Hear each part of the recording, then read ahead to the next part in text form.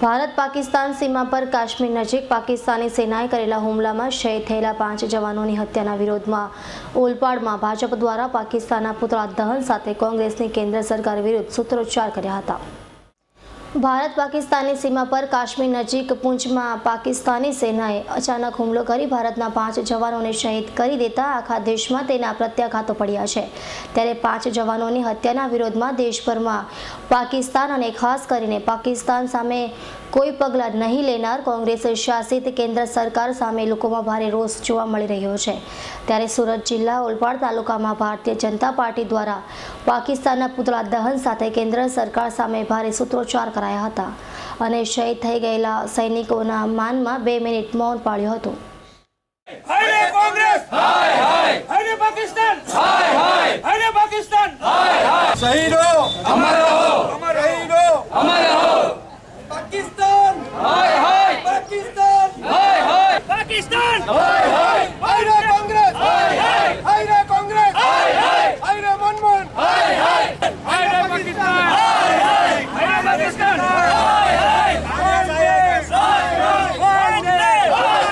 હાય કોંગ્રેસ, હાય કોંગ્રેસ, હાય પાકિસ્તાન, વંદે ભારત માતા કી જય, ભારત માતા કી જય,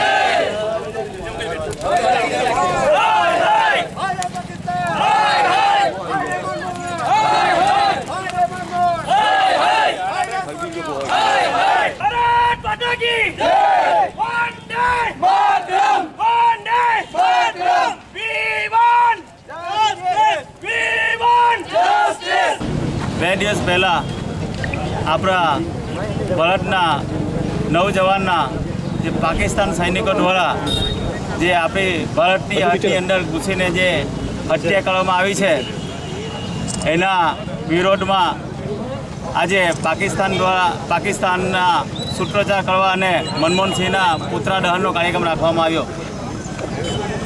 આ મનમોહન સહકાર અગાઉ આપણા 2 જવાનના ગરદન કાપીને પાકિસ્તાન સૈનિકો લઈ ગયા હતા અને આજે ભારતની હદમાં ઘૂસીને 5 સૈનિકોના જે હત્યા કરી છે તો આ મનમોહન સરકારે ચૂપ બેઠી છે।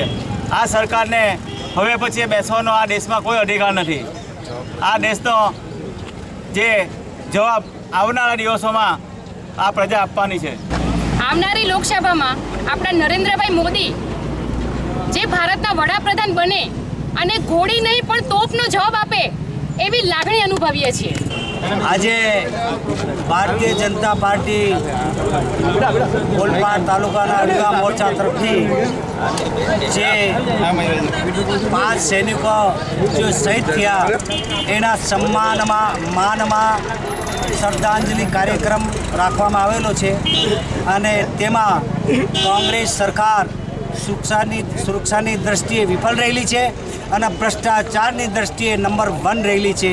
એવી કોંગ્રેસને અત્યારે સમય આવી ગયો છે કે ભારત બચાવો, નરેન્દ્ર મોદી લાવો, નરેન્દ્ર મોદી લાવો અને ભારત બચાવો એ સૂત્રથી આપણે આગળ વધવાનો છે અને ભારતીય જનતા પાર્ટી એના માટે કમર કસીને બેઠી છે।